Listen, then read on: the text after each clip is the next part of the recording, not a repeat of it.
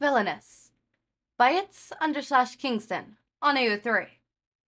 Episode 36, Chapter 21. Distracted. Ain't a gate. Tabi knocked as he spoke, despite the door being open. Huh?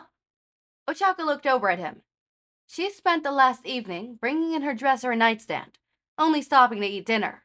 Now she'd begun assembling the bed frame, although she hadn't picked up a mattress, rendering the wood support useless. Shing and Portals want you downstairs. Got a mission, or something, he said. He turned and walked away, stopping at Toga's door.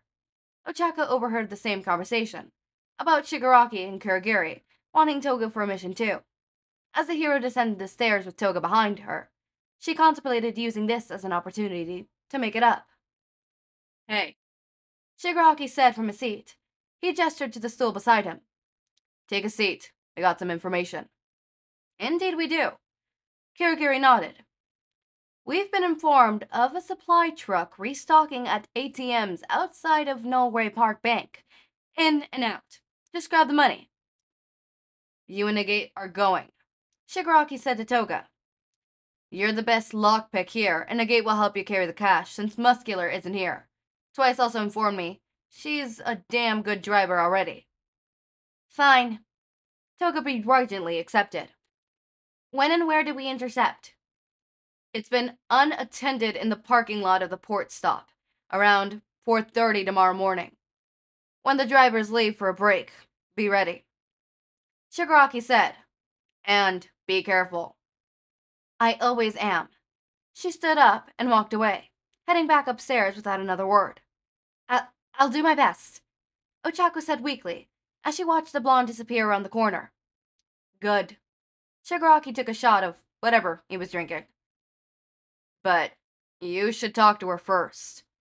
If you ain't getting along, it'll get both of you killed. Ochako looked towards the floor, swinging her feet absently. Was it really her fault? Toga wasn't really trying to make anything better either. At least Ochako gave an apology. Why didn't she accept it? Why not try to help? No, she'd sit in her room and skulk about the whole situation until Ochako solved it all for herself. The hero balled up her hands tightly, squeezing them. She stood up and marched upstairs, straight to Toga's door. Her fist was positioned to rasp aggressively against the wooden door. But she paused. Taking a deep breath, she shook her head. This wasn't what she should be doing. Somewhere along the way, she might have misplaced her moral code, but she found it. Blowing up at the blonde about how she wasn't helping either. They had fought mere hours ago, and it wasn't so much of a fight as a confused speech. It would settle down if given the time. Hopefully. It was 4:15 a.m., and Toga sat silently behind the wheel of an old yellow-rusted bucket. Ochako opted to ride in the backseat, to avoid any accidental eye contact when Toga looked to the right. The hero was dressed in her new villain suit, something Twice took great pride in seeing. The visor was open, and Ochako observed her surroundings while they were still clear. 15 minutes, then we move out, Toga said, checking the time on her phone display. Okay. Ochako paused, unsure. Could you elaborate on what you said yesterday? Not the time. Toga replied. Not the time. Toga replied. She sounded mildly irritated and tapped against the steering wheel with one hand. Then, later? I just want to understand. Ochako said softer. Toga met her gaze in the rearview mirror, and her expression softened a bit. Yeah, we'll talk later. Their moment was cut short by the driver's side door of the truck swinging open. The driver stepped out. Weird, Toga mumbled as the man went inside. He's not supposed to leave for another 10 minutes. Should we go now? Ochako asked, primitively, downing her visor. Yeah, don't want to waste a perfectly good window, Toga said, although she sounded a little skeptical. Cover me if he starts coming out. Honk, she said before pulling her mask up and hopping out the car. Ochako watched the front door of the place carefully. but saw a familiar face in the side window. Sue, or rather Floppy by the way she was dressed, stood with a device in hand. As Toga crouched down beside the lock, she raised it to her face. "Shit," Ochako murmured as she hastily honked the horn. Toga turned quickly and began running back.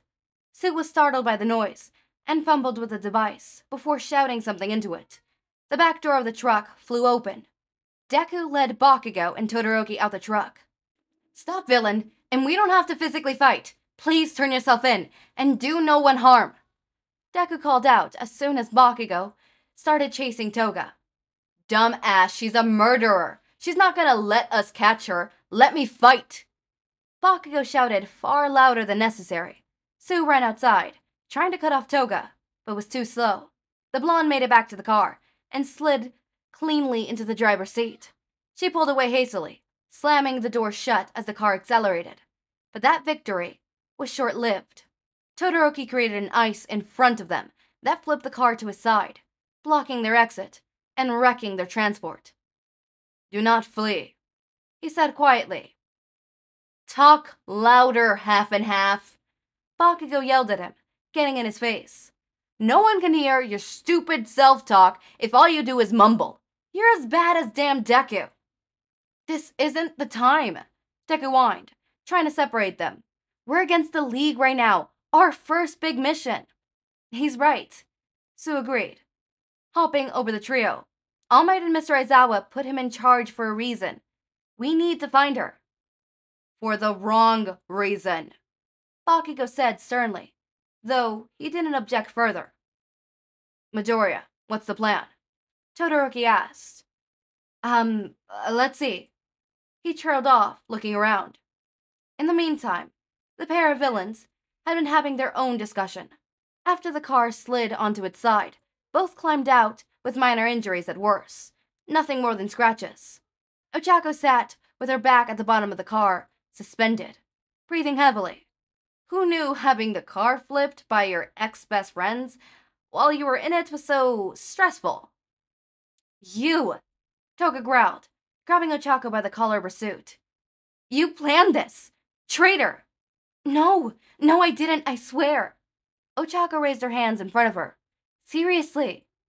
"Yeah, sure. Your hero friends just happen to be at the back of the first truck you're gonna rob? They get lost or something?" Toga yanked a knife out of her pocket and raised it to Ochako's neck. "Spill the details and maybe I won't spill your blood." Hey, come on. I'm not with them anymore. I haven't talked to them since before we got your mask. Honest." Ochako hit the side button on her helmet, and the visor rolled back. "Look at me, Himiko. You know I'm a terrible liar.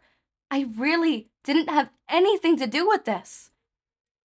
"Himiko, Toga, an unidentified League member. We have you surrounded. Please turn yourselves in now, and there will be no use of force." Deku shouted towards the flipped car. "Please, just let me help you. We can get out of this," Ochako said, looking her in the eyes. Toga hesitated for a moment, eyes flickering between Ochako and the knife she tightly clutched. "I'll kill you if you don't actually help." Toga stood up, removing the knife from Ochako's throat. "What's with you and knives and my neck?" Ochako murmured, though she quickly realized jokes weren't what Toga considered helping. "Nope," Toga called over the wreckage. She lowered her voice and turned to Ochako. "There's probably no cash. We just need to fall back. They won't let us leave. And if we get past them, we'll just lead them back to the base. Gotta take them out first. There's 3. 4. Froppy was inside. There might be more. Damn it. Where's my phone?" Toga looked towards the flipped car. "Must be in there. You got yours?" "No, I left it at home."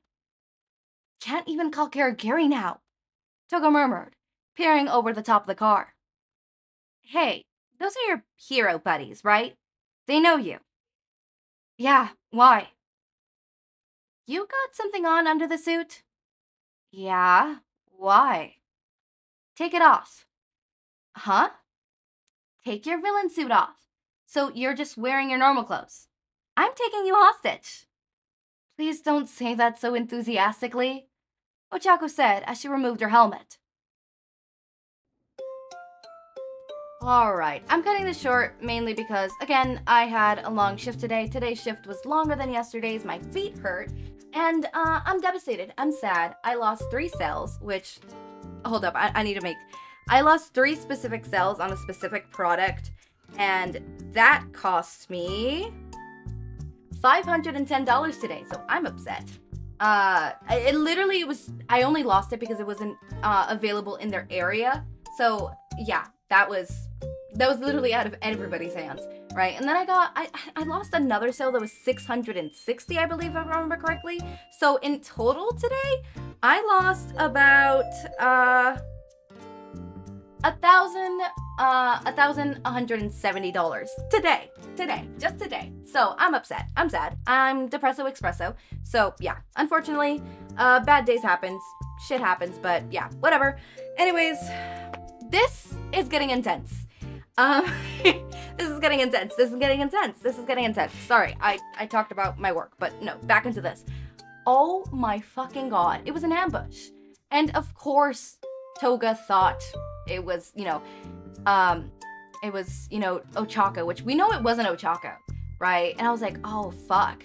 So, actually, if Toga claims that Ochako is being held hostage, this means that Ochako gets a free pass on going back to being a hero. Ochako's not gonna take that free pass. Is she? No, she... Kingston?